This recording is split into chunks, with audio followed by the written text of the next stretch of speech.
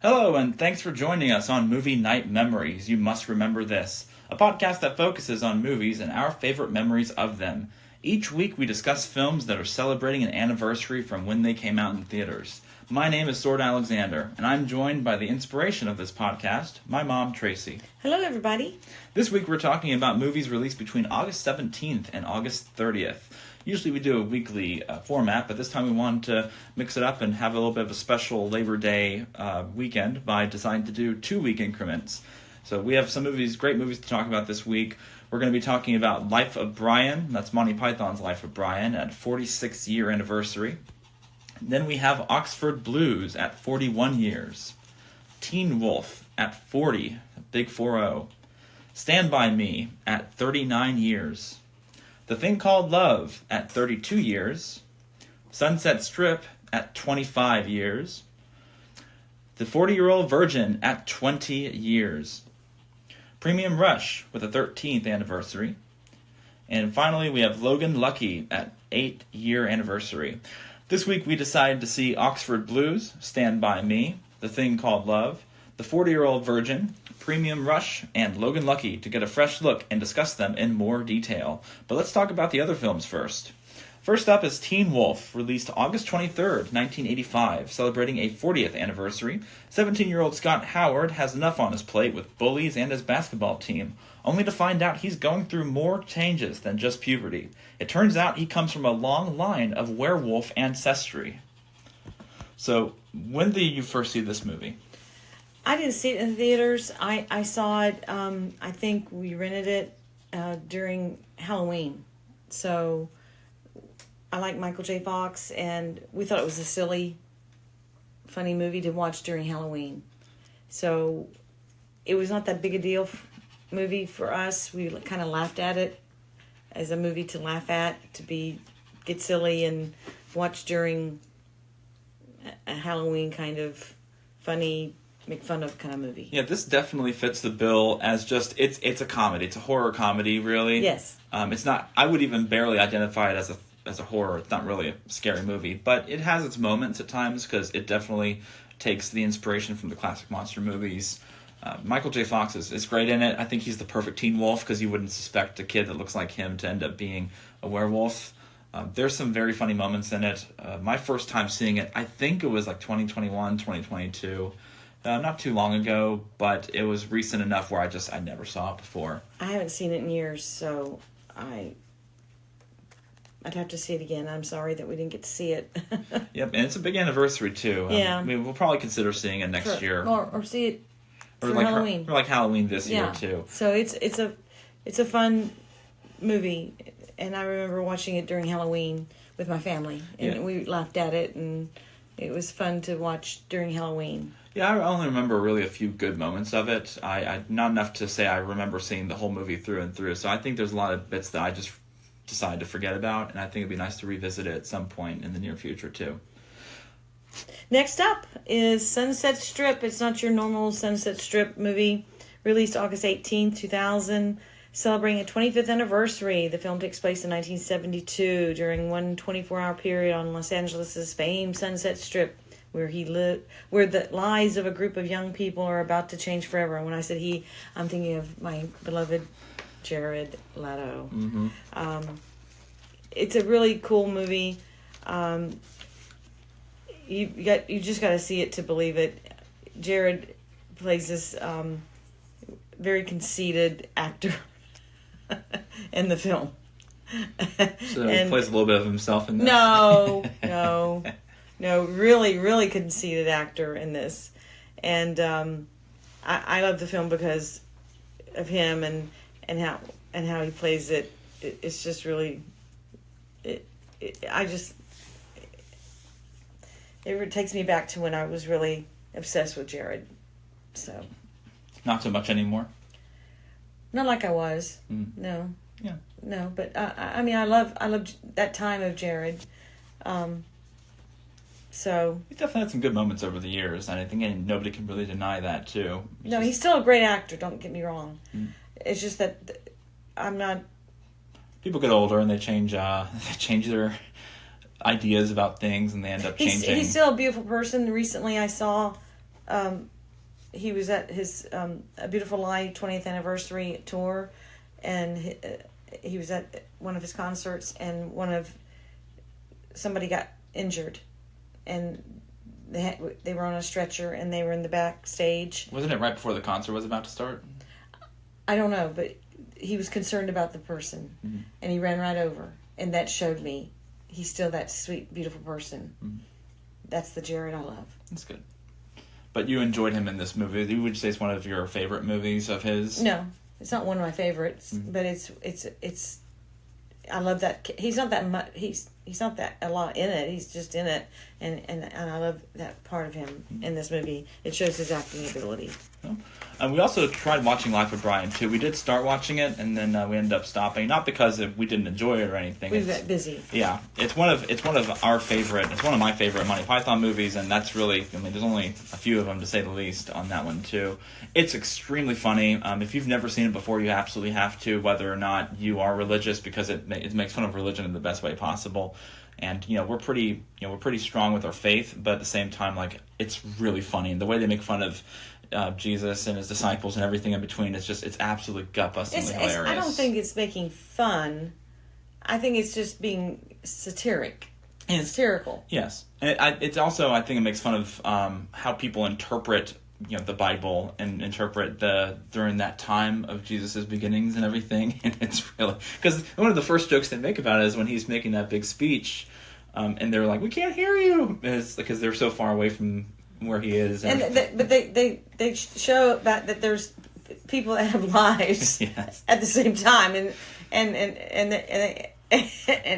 they realize that there's other people having lives. So, and I think one of the most clever jokes, may not be the funniest, but it's one of the most clever, is when it's one of Jesus' famous stories is when he heals a leper. Somebody's totally blind, and then in the movie they show the leper is now who can see again. He says, "I've lost my job. I have to get my job again." And he starts trying to beg for people, saying, "I used to be a leper, but now I lost my job because Jesus took my eyesight, gave me my eyesight back." Well, I like the part, and I used to say this when I was really young, because I saw it when I was really young, and the guy was dancing, saying, "Jehovah, Jehovah, Jehovah." And they were throwing stones. We kept saying Jehovah. So for years I would go, "Jehovah, Jehovah, also, Jehovah." the stoning joke is one of the best ones, too. Yeah, the stoning scene is one of the best scenes. Because the women were dressed up. They're not supposed to be there to stone. Yep. So it's the women here. No.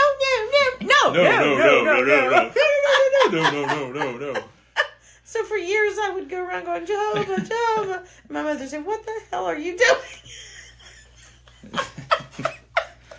I think I'm crying right now, Bobby. My favorite joke, I'm not going to spoil it, it's the ending, the very last joke in the very last part of the whole movie. I think it's my favorite one of all time, of that whole movie. I'm not going to spoil it, but you just have to see it for yourself if you're listening to this, if you've never seen it. Absolutely have to see it. That's the best part of the movie to me, at the very end of it all. The very end of it all is the best part to me. It's perfect.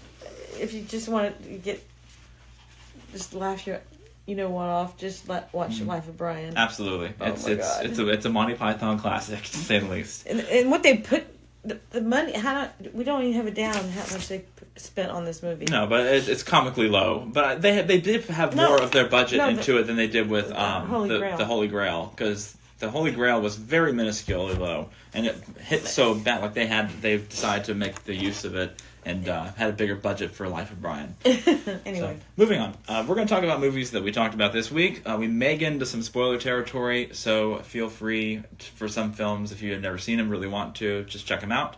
But we're going to go into some minor spoiler territory for some of these movies. First, we're going to talk about Oxford Blues, released August 24th, 1984. It was directed and written by Robert Boris. A young man falls in love with a model and royal heiress and takes a gamble to move to England and attend Oxford, where he hopes to win her over with his charm and street smarts.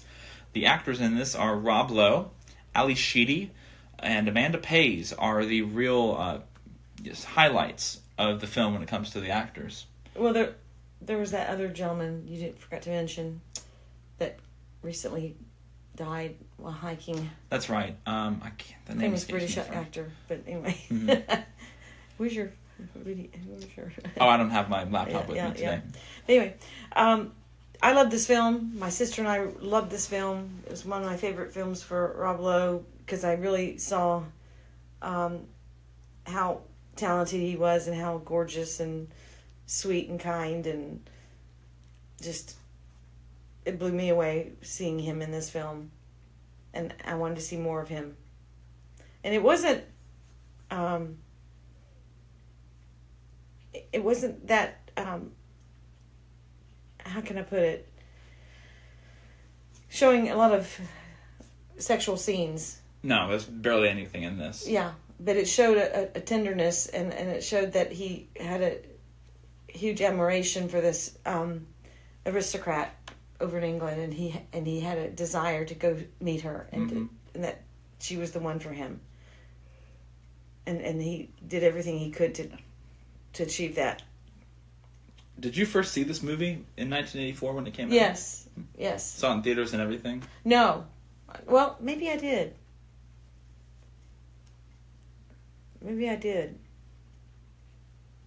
I can't remember. But I know that I loved that film, and every time I'd see it, if it was on, I'd watch it from since 84 to now. If I saw it on TV, or any chance on any kind of, major, what do you call it? Major, platform, I would watch it. Yeah, I see what you mean. If it was on HBO, if it was on Cinemax at the time, I would watch it because I'd want to see the way he took that scene, because he shined. He just shined completely in this film. And Ali Sheedy was very good in this film. Mm-hmm. She wasn't your typical Ali Sheedy. She really was wonderful, and I love the rowing part in it. Mm-hmm. So it's just a really great film. I know there's some things that you didn't like about it, but I loved it, and we ended up going to Oxford. Right. Yeah. When we were in England. Yep, we did. And they mentioned, and I couldn't believe it. There's lots of movies filmed in Oxford, and they mentioned Oxford Blues. I was like, yes, I love that movie. Because they usually mention just Harry Potter. Yeah, Harry Potter, mainly because of the dining hall and everything. Yeah, but there's lots of scenes from Oxford Blues, and I was like, I can't believe they mentioned Oxford Blues, and that was one of my favorite movies, especially with Rob Lowe. So it's got a lot of meaning in this movie that comes out when somebody is so obsessed with someone, but in an adoring way, not in a bad way, but in a very way. Can you imagine, like, if it wasn't, instead of Rob Lowe, who's a generally attractive man, it's like it's just Jonah Hill or somebody else who's Please don't mention him. You just made really. What was you? So. Well, did the movie really change your perspective anything from when you first saw it in theaters compared to rewatching it now? Nope. That's a running theme that we usually have, where it's like, yeah, it's about the same. In fact, I wish that the film had been really remastered. I don't think it was remastered, the version we saw. But he still shines. He still brightens up every scene. And the clothes still really look good, don't you think? The clothes don't look outdated. No, they look good. For 1984, those clothes look really cool.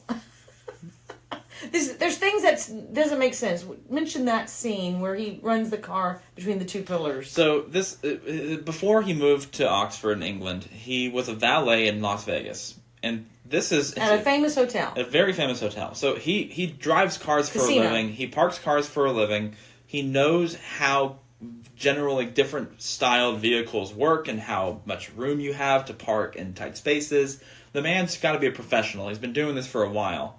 Long enough to be able to make a real kind of like, he's been doing this for a bit. This isn't some part-time thing. This is the only job that we know that he's been doing. He's gotten accustomed with. And long story short, he ends up getting this really nice classic cars from like the 1950s. It's almost like a Corvette Bel Air or something like that. Late 50s. Yeah, and he gets this car, takes it to England with him. He drives around the streets, and then he goes into this really tiny street with these two columns in Oxford. He's following this other vehicle. Yeah. He's following the other vehicle. Yes. So go on. No, go ahead. I'm just saying, don't forget that he's following another vehicle. Okay. So then he drives through these columns where this Mini Cooper that he's following thinks he can get through it, and he crashes the car through them because the car is too big for this very narrow breach, this very narrow gap. And he pretty much ruins the car. It's literally stuck between these two columns, and he doesn't ruin the car. The car still runs. Okay. But he's stuck in between these two pillars on this street. And in England, roads are more narrow. But he is stuck. He runs it between these two pillars, and he can't move. And that doesn't make any sense. He would see, but they were driving very fast. Because he was trying to keep up with that vehicle to see where it was going. Yep. So yeah. And you said that doesn't make any sense that would happen. No, it doesn't make any sense. It would not work. It's not his first time driving a car. Especially, it's probably not his first time driving a car like that. Because this is Vegas. He's been dealing with rich people and their vehicles and working in tight spaces for a living. He's gotten accustomed to it. He's a valet driver. He does this for a living. So it doesn't make sense that he would not be able to see that there's... And it's not even at night. It's there in the middle of the day. It's like he could see. He would stop. He would try to see, and then he would probably have to turn around, and it's stupid. It's stupid. That was the only bad... Yeah. And I didn't remember that scene. I don't even remember that scene because I was so just looking at him. I guess that wasn't an impact for me. But that was a dumb... You're right that you pointed that out. That was dumb with him being a valet driver. Yeah, I thought this movie was okay. I thought it was okay. I didn't really care for it too much. It really reminds me of a 1990s Disney Channel original movie. And I know you don't have the context of that because I've seen more of that over my years growing up. But it just, if you see those kind of movies, you know exactly what I'm talking about. It was more than that. I've known those movies, and it was a lot more than a Disney movie. It was more than a 1990s Disney Channel movie. I'm sorry, this is just my opinion. I'm sorry. I thought it was okay. It's filmed very similarly in my mind to a 1990s Disney Channel original movie, and I'm not saying that as a bad thing. I mean, there are some very good 90s Disney Channel original movies that I could be happy to watch right now if you asked me to. So I don't say that in a bad way. It's just that they're filmed this way. It's okay. I think that the writing is okay at the most. I've seen better out there, but it's by no means bad. I just think it's perfectly medium, like mediocre in my mind, where it's like I've seen it, cool. Okay, all right, let's move on. So, well, hold on. Yeah, I'm sorry. I don't like the movie as much as you do. No, I didn't say that. I said let's move on. We've talked about it. We missed the most important question of this review. What would you give it out of 5 stars? I'd give it a 3. I give it a 2.5. Yeah, I think it does fine. But we're comparing it to... It's a 41-year-old movie. Yeah. I've seen a lot of great 40-year-old, 1-year-old movies, and it just is okay. It's fine. But it's not a movie that's like this big, huge... It's a different movie that I adore. Mm-hmm. It's because I adore Rob Lowe, and it's really brought him out. This movie, to me, brought out his I think they said this is his first film as a featured, like as the leading role in a movie.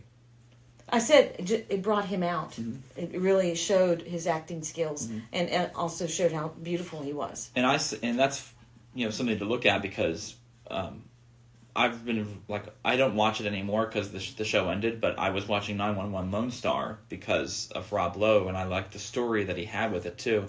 And I really enjoyed the show as much as I did because of Rob Lowe, and it really showed from his beginnings with Oxford Blues up until him headlining a major production like 911 Lone Star.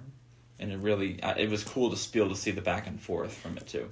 Was this the film where it showed him playing in the mirror? Yes, at the very end. See, that showed how cute he was, and he probably threw that in. No, actually, according to the production notes and some interviews, he didn't want to do that scene. He actually fought to not have that scene in the very end. No, but he probably did it himself. He did it himself. Yeah, he probably did it himself, and he probably didn't want that. He was embarrassed. Yeah, that's exactly what he didn't want to. He was embarrassed to do it. Yeah. But he probably did it himself, and he was playing around, and they thought, "Oh, that's cute. Let's throw that in." Oh. But he was putting on different little outfits, and they threw that in at the end. The girls just want to have fun montage, if you will. Or boys. And he was really cute putting on different outfits. Mm-hmm. Okay, moving on. Let's move on to Stand By Me. Released August 22nd, 1986. It was directed by Rob Reiner, who also did This Is Spinal Tap and When Harry Met Sally. It was written by Bruce A. Evans and Reynold Gideon. Bruce A. Evans is known for that film Starman. It was that space movie with Jeff Bridges. Yeah. 4 boys travel across county lines to find a rumored dead body near a river, challenging themselves and each other to reach it.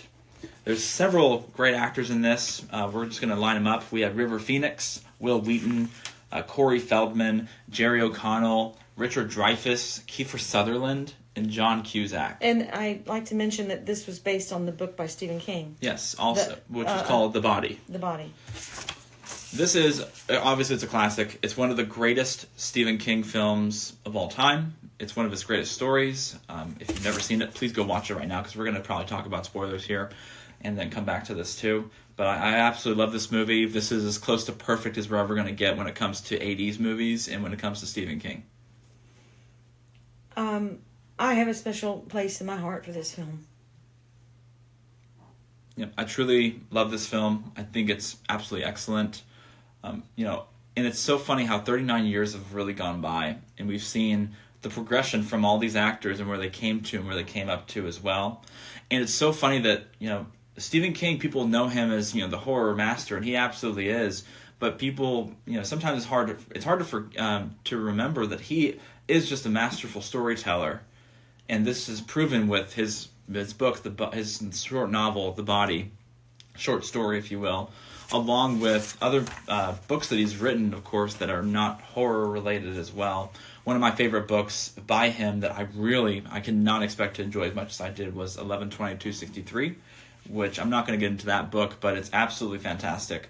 And it shows that he's a masterful storyteller.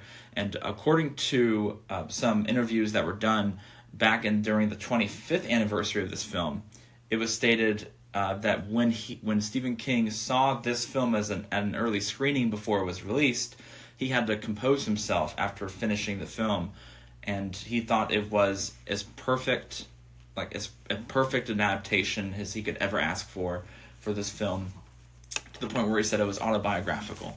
And I thought that's truly a great compliment. He does still consider it, according to recent interviews, one of the best films of his works ever made. And it really does still stand the test of time to this day, in my mind. I've watched it 3-4 times, and I'm still happy to watch it over and over again. I remember this film very well, and I saw it in the theaters by myself, which I rarely ever went to the theater to see a film. And I didn't know what I was getting into when I walked into the theater to see this film. Did people talk about the movie after it came out? No, it was a sleeper. It was not a big film that people talked about. But when I saw the film by myself, it was late at night, and were you the only person in the theater? I might have been.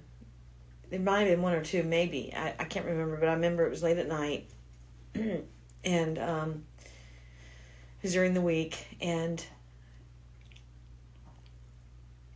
something told me to go in to see this film, and I had seen River Phoenix for the first time, and I thought, oh my gosh, this young man's going to be famous. He's going to be something one day and win an Academy Award. I thought for sure he's going to win an Academy Award and be a great actor and be adored and loved and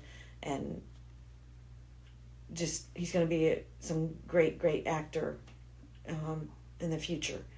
And I called Roxy to tell her about him, and I went and saw it with her later. I don't know how long later. And Roxy's your oldest sister. Yeah, and I told her, I said, you got to see this film. And she said, why? I said, there's this great actor you're going to love.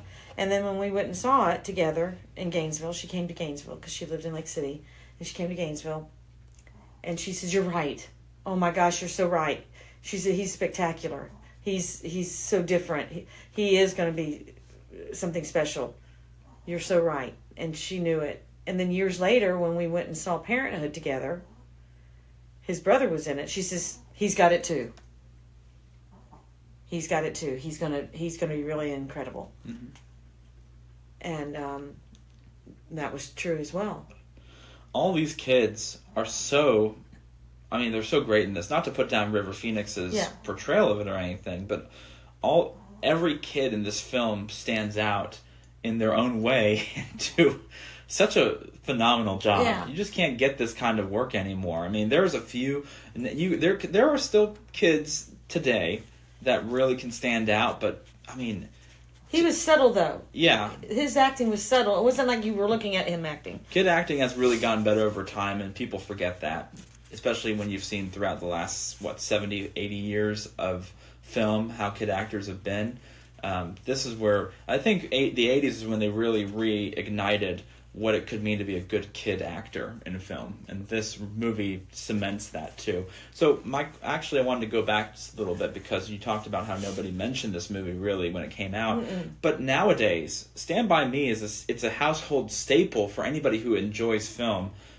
That goes to the question of, okay, from your memories though, where did you really think the impact started to really hit to become a household name with Stand By Me? If it wasn't the 80s, when did it really start really hitting people's households and, be mentioned on TV as much as it did in film? I think it's like other films, like It's a Wonderful Life and others, that it became a cult classic. Or it becomes kind of nostalgic, where over time people just kind of look back, what's the word? Just naturally. Yeah, after people start talking. And they start to watch it on their own accord or renting it out and everything. And it did do well. It did. But I think it was after people like me said, let's go see this movie. People that are just movie goers. Mm-hmm. Then they said, oh, you got to see it. It's a great movie. It wasn't. And as the years go by, more people get introduced to it. Yeah. But it was not. It was not an avalanche of excitement. It had an $8 million budget, and then it made $52 million at the box office. And yeah, like you said, it did very well. It did very well, but it was not marketed that to go see this movie. I never heard of it when I went to that theater that night. I was just needing to go somewhere to get away from something. So do you really think the acting is the best part of this film, or is there anything else that stands out that you would say is probably your favorite aspect of the film itself? I like the way that they did the whole movie from beginning to end. It makes you go into a different decade, a different time. Rob Reiner was incredible. I needed that night, and I went into a different realm. The ultimate form of escapism. Yes, I escaped that night. And introduced me to so many new actors that evening. I forgot John Cusack was in this. It completely escaped me that John Cusack was the older brother of Will Wheaton's character in this movie. I was like, holy crap, it's John Cusack. And what's so funny is that the little boy, the younger brother, I don't even remember his name, made his older brother like a hero. Mm-hmm. Okay? He probably wasn't like that, though. He probably didn't say, oh, I loved your story. I loved your story so much. Mm-hmm. But he made the parents like the enemy. Mm-hmm. And they probably weren't the enemy, really. It really was the dad more than anything else. But he probably really wasn't that bad. Yeah. But he made him like the enemy. Yeah, he made him like he was a total jerk. Like they hate me. They hate me so much. I wish I was the one. So. And that's from the kid's perspective. Yes. Mm-hmm. They hate me. I wish I was the one that had been killed. Mm-hmm. So, and that's how people feel. And they made a shrine to the older brother's room. Mm-hmm. What are you doing in there? I'm just getting the canteen, you know. Yeah. So what would you give this movie out of 5 stars? 5. Yeah, I give it a 5 too. I mean, it's as close to perfect as you're ever going to get for it. There's nothing inherently wrong with it. It's great. Still just as good as it was 39 years ago. The editing, everything, the way it just everything. Oh yeah. The train scenes. Oh my gosh, my heart was beating so loud to me when that train was coming down that, and they were having to run. Oh my gosh! And every time I see it, I'm the same way. I'm feeling that, and even though I know they're going to be okay, I still feel like they're not going to be okay. Rob Reiner, how he makes it so intense, it's just incredible. It's an incredible movie. Incredible movie. Awesome. I can't tell you enough, and the narration. Richard Dreyfuss. Richard Dreyfuss is so good. He's so good. And what's really surprising is how archaic his little computer is. Mm-hmm. Big computer. His big computer. It's this giant block. And then the screen looks so clunk, clunk, clunk, clunk, clunk. And you think, wow. Yep. I remember those. 39 years ago. We're going to move on. We're going to talk about next is The Thing Called Love, released August 27th, 1993. Directed by Peter Bogdanovich, who also did Paper Moon, a film that we saw a few weeks ago. Feels like it's like over a month ago. He's done more than Paper Moon. Peter Bogdanovich has done a lot of films. Mm-hmm. But he recently died. But this is the one that we saw. I know, but I'm just saying. It was also written by Carol Heikkinen, a New York City native, starts over by moving to Nashville. In the hopes of becoming a country music singer and songwriter, she meets like-minded people while auditioning for a local bar famous for discovering new talent. Some of the actors in this are Samantha Mathis, who plays the lead. We also have River Phoenix, which unfortunately was his last role. So it is funny that we saw one of the River Phoenix's. I think was Stand By Me was his first. So his first movie, and then the same time period was the release of his last movie. Sandra Bullock, Dermot Mulroney. I hope I didn't screw that up too much. And that was those are the people that really stood out because those were the 4 major cast players of this film itself. This is my first time seeing it. When did you first see this movie? I think I saw it that year. Did you see it in the theaters too, or did you wait for it to come out? I waited for it to come out. I was pregnant. Oh, you were? I wonder what happened there. But I was very, very waiting for this film to come out.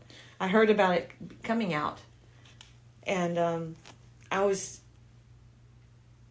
So I know that this movie is emotionally impactful to you, similar to Stand By Me, and I don't want you to get too, emotional about talking about River because you actually had a chance to meet him several times on more than one occasion too. Mm-hmm. I don't want to bring up too many memories. No, it's okay. That, hurts you and everything.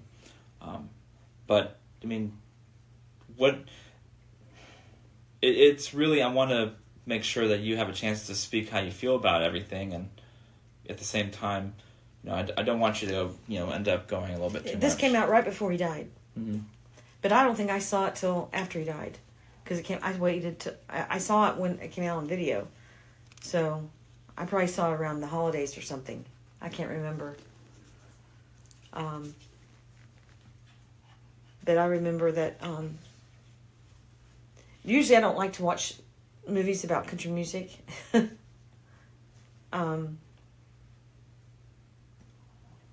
I was really impressed with this movie. And I like movies by Peter Bogdanovich. Mm. So that was another reason why I wanted to see this film. Excuse me. I was really impressed with this movie, too. I really, not because I'm not really, there was a little bit, like a tiny fragment of country music that I could say that I enjoy. But I'm typically not a country music listener. And this movie, it really does, it can appeal to everybody. But let me preface first. Mm-hmm. When I say country music, it's not that I don't like country music. I like some country music. I don't like the typical over-the-top stereotype when they do movies about country music. so I grew up on country music in my life, in my heritage. So it's not that. It's when there's some movie. They kind of glorify it. Well, I'm just going to say, I don't usually like movies that do country music things. There's, like, I love Coal Miner's Daughter. That's a great movie. Okay? Great movie. I love the one they did about Patsy Cline. Great movie with Jessica Lange. I love that movie. There's just some that they don't give it the right respect. So this one, when they said this girl was coming from New York City and going to Nashville, I was afraid it was going to disrespect her when I read about it back then. Mm-hmm. But it didn't. It was very well done, I feel. Anyway, go ahead. No, it's okay. So I really do think that I was pretty impressed with this movie. Although I think it was a little bit too slow sometimes in moments, I generally was, focused on what was going to happen next and where things were going to go. It's very realistic. It definitely looks at relationships and love and the very complicated aspects of it in a very, very realistic and very passionate way. And it's something that I generally enjoyed watching it. I think the directing makes it really stand out and really special. This would separate it from like what essentially would become a TV movie when it comes to it. Peter Bogdanovich does an excellent job really lining up the shots, working with the actors, and making it feel like you're not watching a movie. You're watching real life. And you're watching people evolve in a very natural way. He really took that script and made it something special. And the script already had something good going for it, but it's just it all comes together really nicely in this package. Whoever put this film together really needs to acknowledge themselves, because this movie would not have been as good as it was without the right cast and the right people putting it together. There's a lot of hidden messages. There are. There's a lot. There's something that anybody can learn from about love, about following your dreams, because it really is about following your dreams and the hard part of trying to achieve those dreams in a way that fits real life, making sure that you can pay your bills, making sure that you can find inspiration for things. Anybody can say they want to live their dreams, but how do you do that in a way that works best for you and what your needs are, while also trying to balance how life can bring you up and bring you down at the same time too. So it's really special. I think this is a very special film that people just do not talk about because it's not talked about enough. And this is one of the better romantic-focused films that I've ever seen that really does a good job of taking itself seriously. And, I thought it was very well done for what it was. And it's hard to talk about it without thinking about River Phoenix and his unfortunate tragedy as well. But it's just a very great movie if the career had to end, this is a great finishing off point and really showing what he was capable of. And I think more people should appreciate it. And unfortunately, I'm sometimes at a loss for words when it comes to talking about stuff like a film like this, and I really am at a loss for words, where this is just something that I can really appreciate and enjoy. And yeah. This movie had a pretty decent budget. It had a $14 million budget, and it made $1 million at the box office. And it did not fail because of the film itself. It was explicitly said that, following his death, the production company, I think it was Paramount, and Bogdanovich did not want to market this film. They were afraid, according to them, these different sources, they were afraid to market the film off of River Phoenix's death. They did not want to do that. So they chose not to market the film that much. And that's why it came out and it just fizzled. They were afraid that people would be thinking that they're just trying to profit off of River Phoenix dying as his last movie. And they decided not to market the film that much at all. And I think that's very respectful, and I think it may have been the right thing to do. But at the same time, I also believe that you can look at it from another perspective, that they really should have marketed it, because this is his last film, and they need to respect and honor his legacy. But I understand both sides of points of view.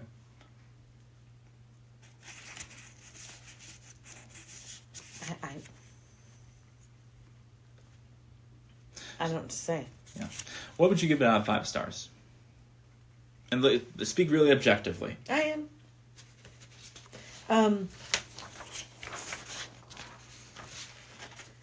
I'd give it a 4.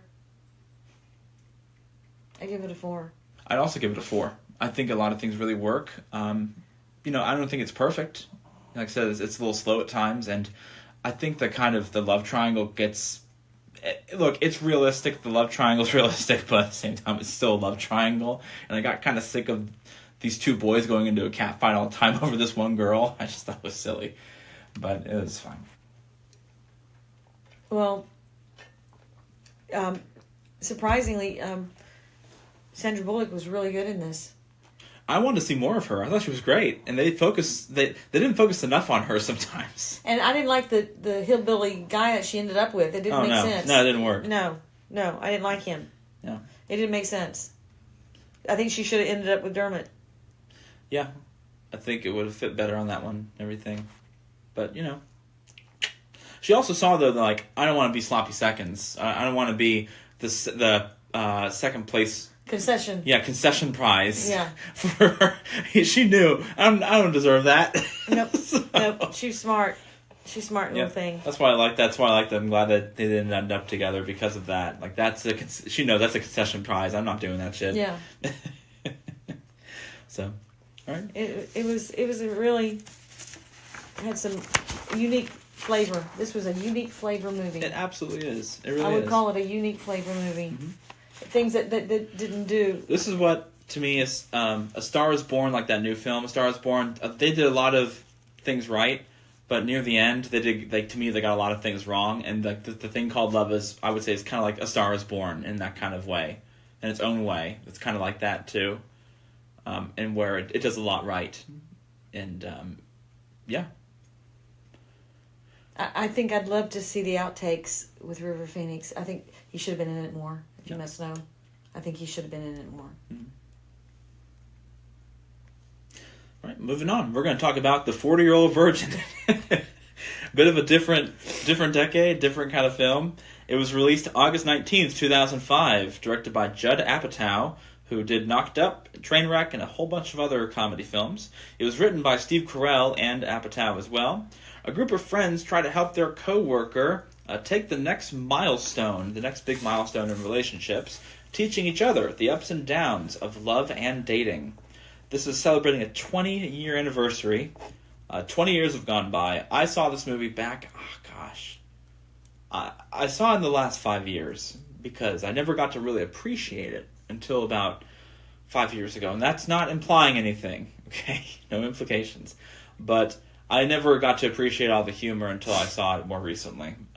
Oh my God, when we watched it recently, oh my God, we were in stitches. You insisted that we see it again. Yes. Okay, cool. Because we just saw it not too long ago, 5 years ago. I was like, and you said you want to see it. I'm like, okay, we'll see it again. I don't remember seeing it 5 years ago. I remember seeing it 5 years ago, and it's still just as funny as it was when it first came out. I'm sure it is one of the greatest comedies of the last 50 years. It's one of the greatest comedies. Oh, I wouldn't say that. I wouldn't say it's one of the greatest comedies of the last 50 years. I'd say that. No, it's not one of the greatest comedies in the last 50 years. I wouldn't say that. Okay. No. Well, I would also say it's one of the greatest comedies of the 21st century. I couldn't. I don't know. You've seen a lot of comedies, so. I don't know. It's a great concept. I think that it could have been funnier. It could have, and I let's go over the negative aspects of it first. I really, and this may be, I don't want to sound biased, but I think it's really stupid that they're trying to the biggest point about this movie is putting out how he's a virgin, and they had a real disconnect. Okay, there's a real disconnect in the storytelling of this movie. They talk about in the film clearly what's happening is the reason why Steve Carell's character, the reason why he's not getting laid, is because of bad luck situations that have happened to him and traumatized him. While he's about to have sex, something bad happens and then he freezes up. And you pointed that out when we were right after the movie was done. We talked about it, and that's a great point. His lack of having sex was because he kept getting traumatized by bad situations happening right before he has sex. It wasn't because of his lifestyle and who he was, but in this I can kind of tell this is written by two people, because his lifestyle is he has a job at an electronics store. He goes home to a house or an apartment full of action figures that haven't been opened, plays video games, eats food. There's some action figures that are open. That are open, yes, and there's others that aren't. Yes. And he's just one giant geek, and there's nothing wrong with having a giant geek character. But then they also push on, he doesn't get laid because he's a geek or he's a giant nerd, and like that's not the reason why he's not getting laid. But then near the end of the film, they're making it like that's the problem, is that he has to sell all his stuff and grow up, quote unquote. And this is a new era. Back in 2005, it made sense. Nowadays, it definitely doesn't work. There's tons of people, millions of Americans across the world who play video games, own stores, and like are giant nerds who also get married and have tons of kids. Even 20 years ago, that wouldn't work. No. What's really doesn't work with me is the woman who he's with in the film trying to get laid with. Her character, the actress, all respect to the actress, I just think it doesn't work here. It doesn't work. Now, I do believe that there is and I do want to preface this too, I think there is an important aspect of growing up in general, because like you shouldn't live your life full of just like kid stuff. But at the same time, there's a balance. There's a proper balance of you can enjoy things that you liked when you were a kid without having it taking over your life. And it was true that his character's life was taken over by the things he enjoyed as a kid. It was a safety, what's the word? It was a safety... It's security. Yes, it was a security blanket for his trauma and what he was dealing with, and he never got to really grow up, quote unquote, in the way that he should have. I agree. But you can enjoy things that you liked as a kid, but still grow up at the same time, too.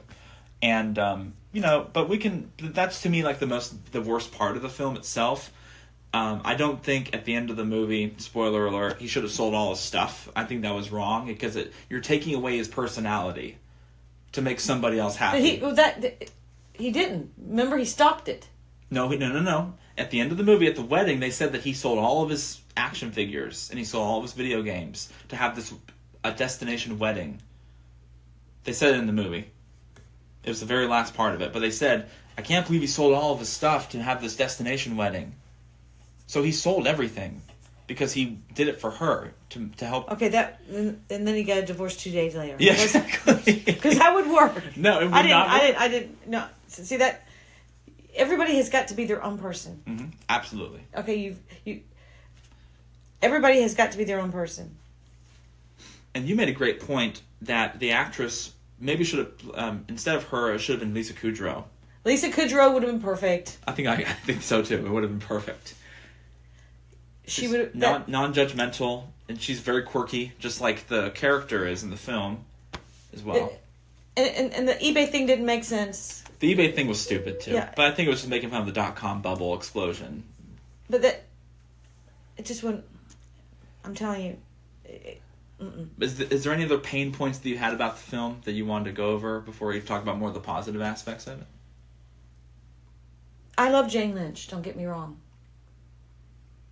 It didn't make sense for her to say, I'll be your F-buddy, your friends with your benefits person. Friends with benefits. Because they weren't going to be really friends. They were just going to be... That didn't make sense. No. Nope. Nope. It's like something that Judd Apatow just like swung in there just because it looked like, haha, Jane Lynch is a lesbian and she's conventionally unattractive or something like that. And it's just like, come on, that doesn't work. It just doesn't work. No, it should have been a model. It should have been some model that he was afraid of. Yes. That he was afraid to touch. That had these fake chest and that he was afraid to touch.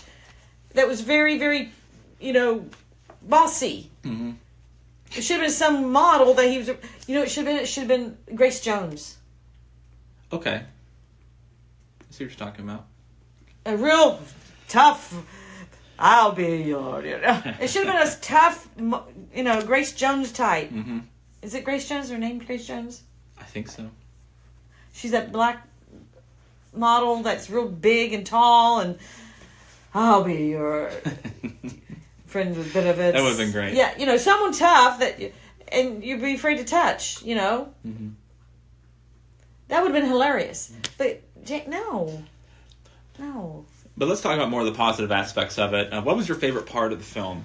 Not just like one single part, but what was your favorite thing about the whole film that really just made it The work? whole concept. Everybody has known the 40-year-old virgin, at least a 25-year-old virgin or a 30-year-old virgin. Everyone's known that person. Everybody has known that person. Mm-hmm. You know him. You've seen him. You've been to his apartment. You say, 40-year-old virgin. So the whole concept was hilarious. You've known it, and you'd love to see a movie about it. It's a great concept. Mm-hmm. It's a great concept, but I wanted to see more. We're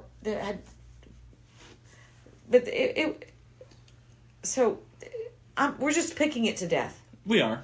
We're picking it to death. But I did want to go over my pain points before talking about the positive aspects of it. My favorite part was I really think it's a very realistic concept, like you said, and I really like the friendship aspect of these coworkers had with him. These three dudes who are all have their own different phases of relationships, and they all the first thing they do when they find out he's a virgin is not make fun of him, but they maybe a little bit at first, but then they're like, no, man, we've all been there. When they were talking about sex, and he starts talking about sex, they realized then he didn't know anything about sex. Mm-hmm. He didn't really know anything when he said the nipple was sandy. No, the whole breast was sandy, like a bag of sand. He said the nipple was sandy. Okay. I thought he said the nipple was sandy. They went, what? What? And I love it. They make fun of him a little bit. Then they said, no, man, we're going to help you. We're going to help. I want to get you laid. And they would help it was a quest. And I love that. Quest. That's real friendship right there. And that's something I really appreciated. That's exactly what real men would do, is help each other out and that kind of thing. And it's super funny because you're watching Paul Rudd. You're watching him do this hilarious stuff where he's getting out. He just got out of a relationship and he's going through the blues about it. You have Romani, I think it's Romani Malco, who's the initial the real charming salesman who's dating another woman. He's like, I want to get you laid. And he's to me, he's the standout. He honestly is the standout. That was the most hilarious when he's going through. He cheats on her all the time. Yes, he cheats on her all the time, and he blames the 40-year-old virgin. He makes the crap. It's so funny, and he's so good in this. He's fantastic in this. Seth Rogen, and I think Seth Rogen's all right. I've seen him in really good stuff, but most of the time he's in garbage. God. But over time he's gotten better. Leslie Mann was really good at this. She was really good at this. Yes, and I cannot stand Leslie Mann. But she was good when she was drunk driving. Oh my God, that was scaring me to death. Yep. That scene with her drunk driving. It's fantastic. Absolutely.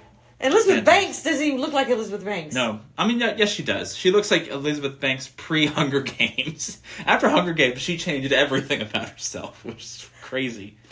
No, she was great in this, too. That bookstore scene was hilarious. God. It's just go up to her and just ask her questions. Just keep asking. Just always make every sentence in the form of a question. And it worked. Talk about her. What do you like? I don't know. Is there anything that you like here? And he picks her up at the bar. Oh my God. It's hilarious. It's really great. Oh my God. There's so many funny parts about this movie. It really, and that's not even going into the famous scene, which is the hair wax scene. Oh. Which is still just as funny as it was. Kelly Clarkson! 20 years ago. It just still fits. And it's so funny because those are the real reactions of these men, because he's actually getting waxed. Oh my God. This is the real waxing situation. So seeing these people react this way, it's great. Oh my gosh, it's great. I love this movie. It's super funny, super well done. It hit immediately. It became one of the funniest comedies in years for people, and it really did well at the box office. Had a $26 million budget, made $177 in the box office alone. You bet they doubled that with rentals. There's no way they didn't. Within that year, they probably made $500 million. You know that people have parties to watch this movie. Oh yeah, absolutely. It's great. It's still just as good as it was 20 years ago. I love this movie. I would give it 4 stars out of 5. I give it a 3. It's still just as funny as it was, and it really the humor really is special. It's hard to make humor that you can go back to over and over and still find funny. And this is one of the few movies that I've ever seen where the humor, it's still just as funny watching that same joke over and over again and still laughing at it too. That's true, but there's just some things that I don't like, so I can't excuse it. Mm-hmm. They miscast the major woman that he wants to have a life with, and I don't like about the kids, and then they call her a grandma. I don't like all that. Yeah. I don't like all that. Yeah. They need to have a cute woman that he is going to be with. Mm-hmm. And it should have been Lisa Kudrow. That accepts him for who he is instead of makes him sell all his stuff. I couldn't accept. To have a destination wedding. He's 40 years old. He should finally figure out what's important. Mm-hmm. He can't get rid of his stuff. And why would... And then, there was another part. He emptied out his apartment. Yeah, that didn't make any sense. That was stupid. To impress her, he emptied out his entire apartment with Seth Rogen. Like, everything was gone. It didn't make sense. It was stupid. It was a very stupid joke. You can't... No. Yeah. So there were some pitfalls that I can't excuse. All right, let's move on. We're going to move on to Premium Rush, released August 24th, 2012. It was directed by David Koepp, and it was also written by him, too. David Koepp has done several things. He wrote the original Spider-Man film, and he also did the Lost World Jurassic Park. He co-wrote Jurassic Park with Michael Crichton, the original author of the book and film. And David Koepp solo wrote the Lost World Jurassic Park, which was a book adaptation from Michael Crichton itself. He's done a lot of stuff. He's a big box office writer and director. When you say solo wrote it, the screenplay. Yes, he wrote the screenplay. But he took the information from Michael Crichton. Yes. But the screenplay. Yes. Yeah. I have a lot to say about David Koepp. I'm not going to. But this movie was clearly something he was passionate about. It was, this was a movie that I really enjoy a lot and nobody talks about. It's about a bike messenger with a talent for avoiding accidents that takes a valuable package that's desperately sought after by a corrupt cop involved in illegal gambling. It goes into the brain of a bicycle messenger. Mm-hmm. It is incredibly shot well. It takes place in New York City, so it's the height of traffic. It's incredibly shot well, and it's also talks about espionage in a way. Not espionage. How can I put it? Immigration. Yes, it is. It's also about immigration as well, but that goes into a more of the spoiler territory. But it's about crime. It's really not about crime. It has to do with the crime that accidentally started up, and it kind of just blows up from there. It's very violent. It is. It's very intense. And that's what I like about it, because it's intense. And it's about cops and the immigration and China. The pitfalls of life. She was Chinese, right? Yeah, she was Chinese. Yeah. So it's all corruption. It's a real rush. This is, I saw this off the cuff. I remember watching it. I've watched it either 2012 or 2013. I'm pretty sure it was 2012, because I watched a review from these people I was really enjoying. I was watching at the time, and they recommended it. And I liked the premise. I thought it sounded interesting. Okay, tell the actors. Let's tell the actors. So the actors are Joseph Gordon-Levitt. Joseph Gordon-Levitt, who played the little boy in Angels in the Outfield. That's right. And your grandma, my mom, said that little boy is going to be a great actor one day. He ends up becoming a great actor. He plays Edward Snowden in that Snowden movie. He's done so many other great films. He did that Walinda thing. Uh-huh. From the World Trade Center. Yep. Walk the Wire. 500 Days of Summer. He's done a lot of great stuff. And this is just a film that he also really did a wonderful job. Michael Shannon, he's in it. He plays the weirdo cop. Mm-hmm. And Dania, who's that? Dania. I'm sorry if we're getting the name wrong. Ramirez, who plays his on and off girlfriend. Oh, that's the girl. Yep. She's also a messenger. And I first saw this movie that year after I saw the review from some people I like to watch back in the day, and I really loved it. You wanted to go see it, so we went and saw it. Yeah, and I was floored by how good this was. I was like, holy crap, this is my kind of movie. Back then, I was really watching. I grew up with playing car games and racing games like Need for Speed, Burnout, and when those are high octane, very fast, you gotta get your hand-eye coordination. You learn that from those games, and I was in those zones. And for the first time, this film was able to help recreate what it was like in my head when I was playing those games in those high-octane moments, trying to avoid car accidents while you're driving and stuff. This hits all of my, this brings me back to when I was a kid. And I get chills talking about it because it just, not many movies I could relate to that made me feel the way I did back then. And this movie, it holds a special place for me. It's just, and the soundtrack and the music all put together, I love this movie. This movie is really, it's despite nobody ever talking about it, it's just very much came on and came through. It really stands out something special to me. And something that, it's not perfect by no means. But man, I had to have it as soon as I saw it. And I went ahead and bought it digitally pretty quickly after I first saw it. And we still have it to this day, too. It's how we're able to see it in the first place. So, but you've seen it, what, now 2 times? This is your second viewing, too? Yeah. How do you feel about it? I think it definitely is well shot. It's a well shot film. It's very smart. I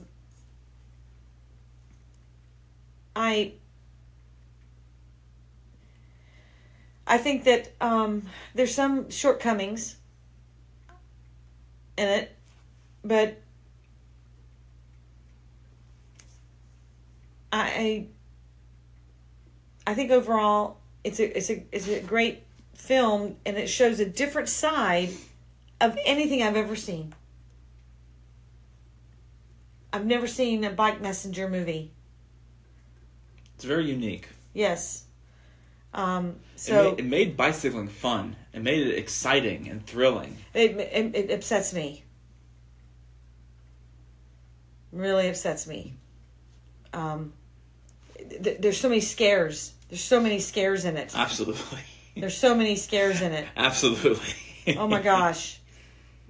I bicycle. So over the years, my first years, I would bicycle through towns and go through things, and I've had lots of bicycle accidents and scrapes and never wore a helmet.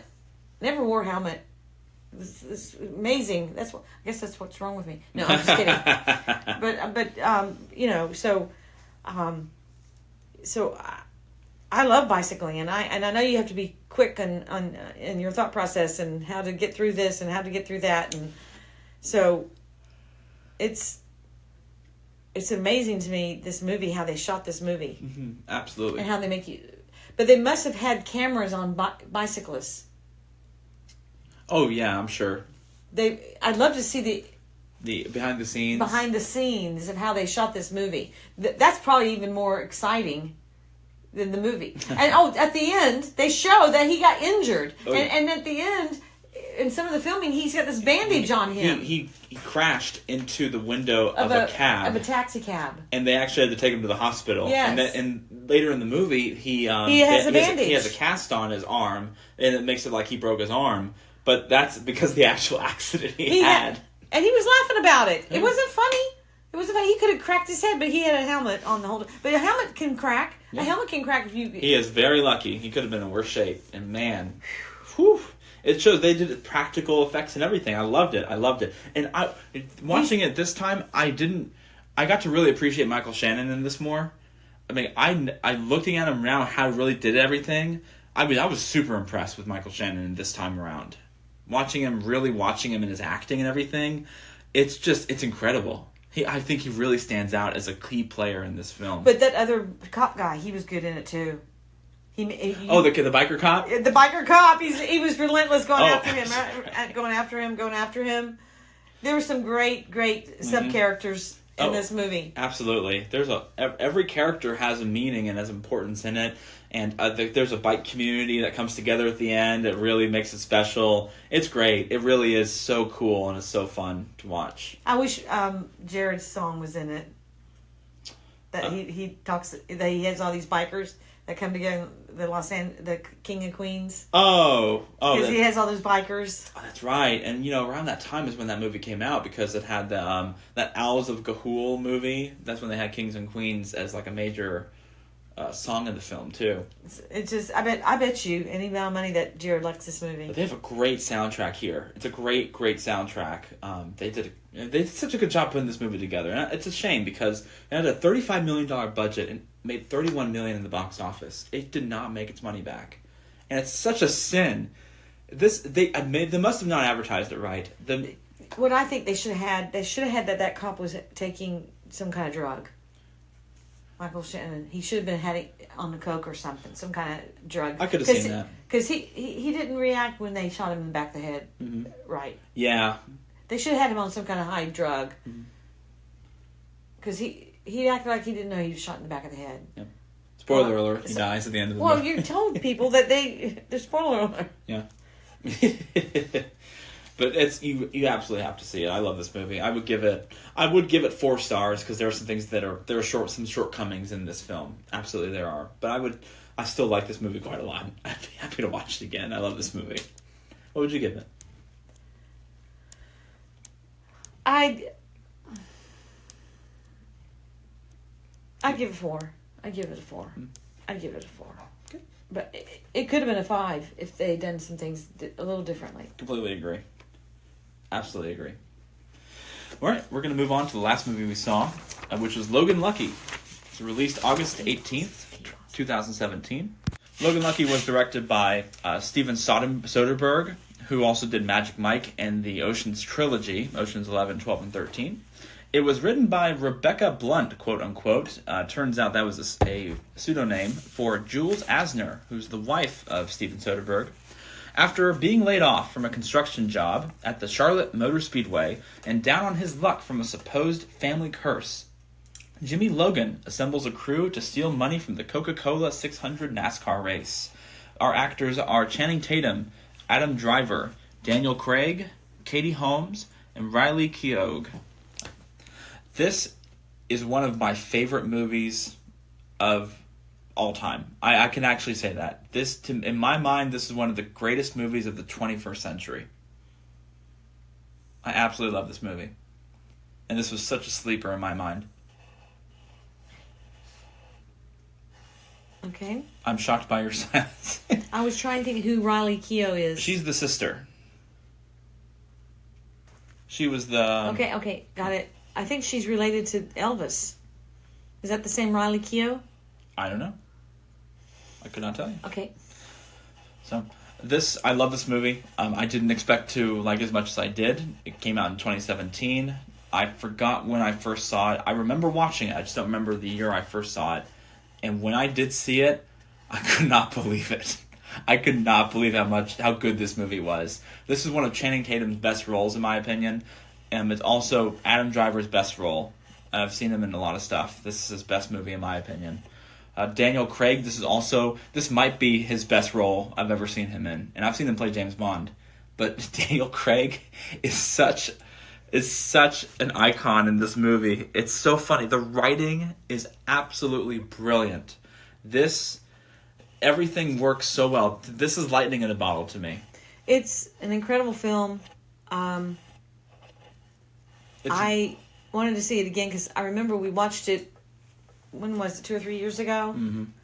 And then I remembered it was great, but I couldn't remember exactly. And then after we started watching, I was like, oh, yeah. I love how realistic, but also how... down to earth. Heartfelt. Yes, yeah. And down to earth, absolutely. This is a very heartfelt film. This is not about stealing money. This is about family.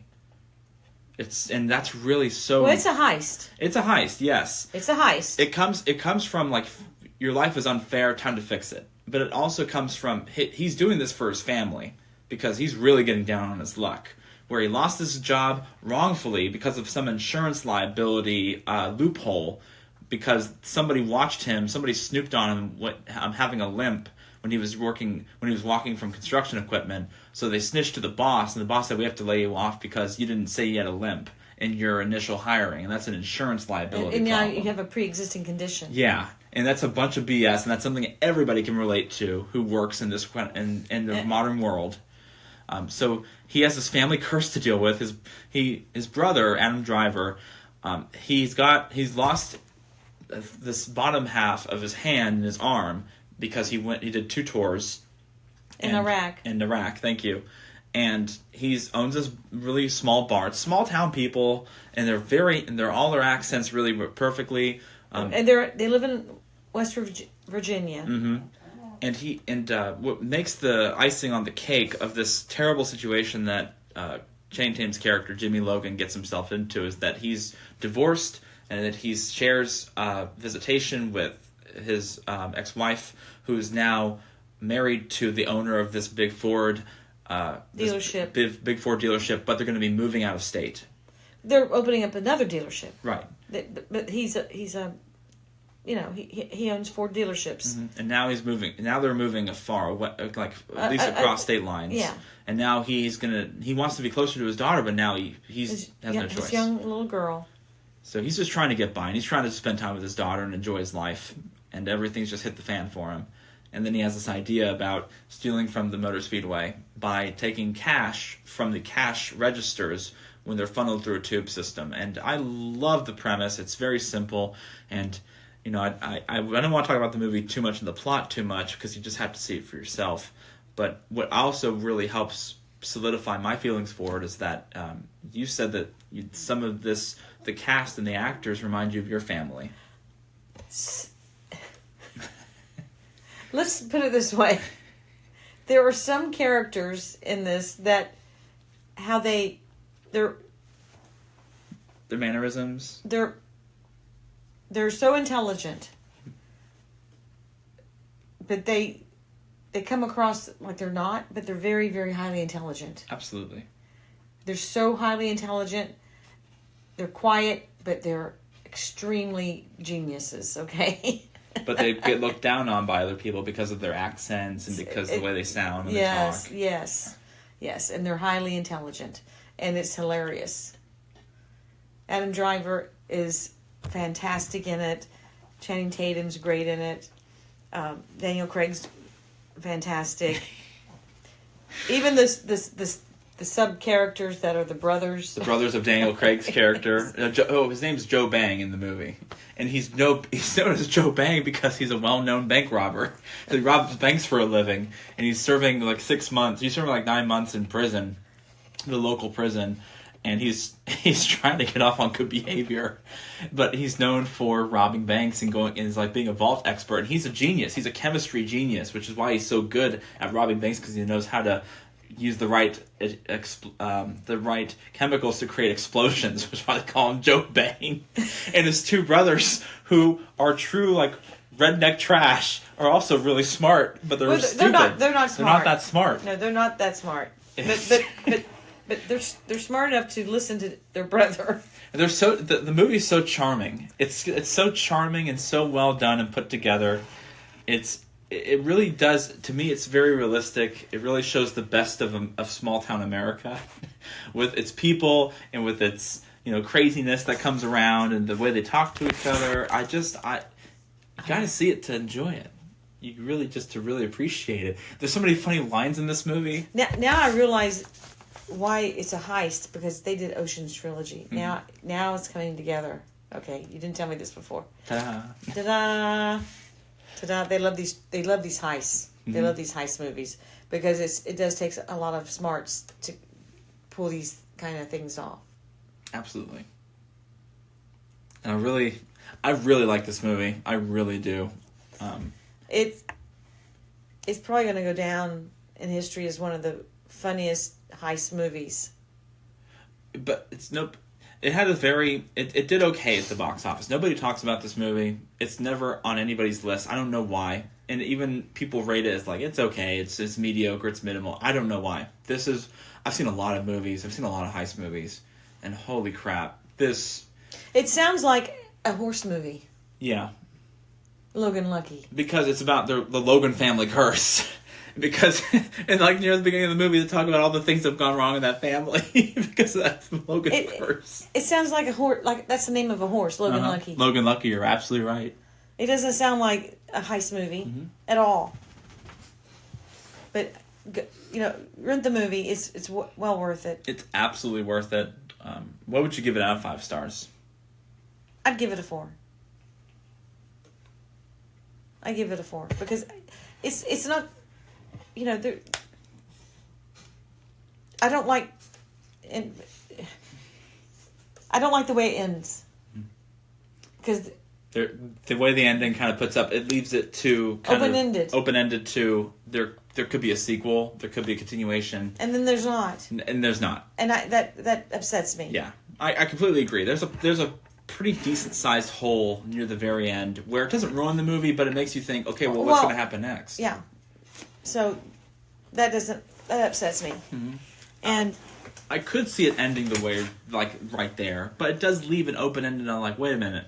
What about this? It does close off the gaps, except for this little thing where it's like, well, what's going to happen here? They'll still get out. They'll still they still completed the heist. They're not going to prison. They're fine. But what happens? But the details in this movie, I didn't mention this. Sorry to interrupt. It's okay. The details in this movie are incredible. From the painted roaches. Yep. That they implement. So, like being able to get inside the vault, they use this elaborate ruse where they deliver a cake to a woman that works at the vault. That works at the vault. They put the cake in the vault, but what happens is they do something else that leads it to be closed prematurely, and then overnight. They put roaches into the tubing system. That way, when they come back the next morning, they see roaches have infested the vault from the cake. Even though the roaches didn't come from there, they put up the roaches on purpose. So they had to get the people to fumigate it, and they used the Joe Bang brothers, to fumigate the vault and then set up something else that leads to the next part. It's all extremely intricate details. It's like every little aspect of it, they controlled it, and it's incredible. That's why we say it's really smart, thought-provoking. That these people are incredibly intelligent. They're geniuses. Yes. How they put it all together. It's the best chess playing you've ever seen. Absolutely. Thought-provoking, thinking ahead, down to him. But they also know how to make fun of the silly, like kind of the not so smart aspects of people. Where when they're talking to one of my favorite scenes is when they introduce Joe Bang to the Logan brothers, and they're talking about getting him out of prison in the middle of the day, and then getting him back that way he can still serve his sentence. And then and they're talking about how they're gonna probably do it. Joe Bang he very quietly says, you Logan brothers are as simple-minded as everyone says you are. Which, I love it. It's one of the best lines in the movie to me, because it's pretty much trying to call them idiots without calling them idiots. I love it. Simple-minded. Simple-minded, as they say. Simple-minded, as they say. He's also... early on in the movie, that whole scene's perfect because, like, he says, I'm not going to be a part of this. Not only am I going to get out, I have a little nest egg underneath the tree in my house, and I'll be just fine. And he says, oh, you mean the tree that's under the swing? The $9,000 to $6,000? And he says, maybe. And then he finds out all his money gets taken, so Joe Bang, he can't have this. Because his wife took off with some truck driver. Not his wife. His brother's wife took off with the money.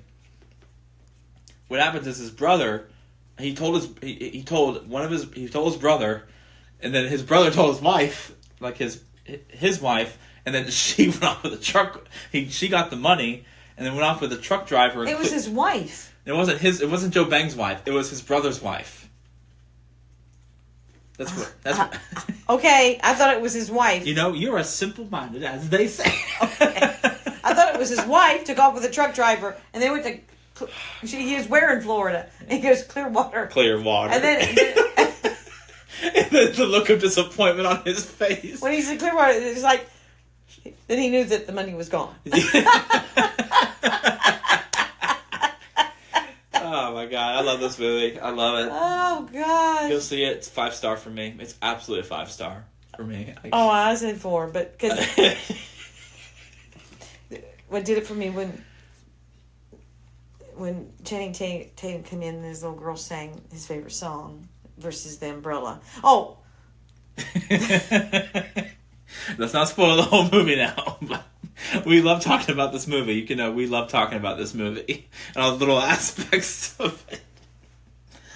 The bar that they own is called Duck Tape, but it's D-U-C-K.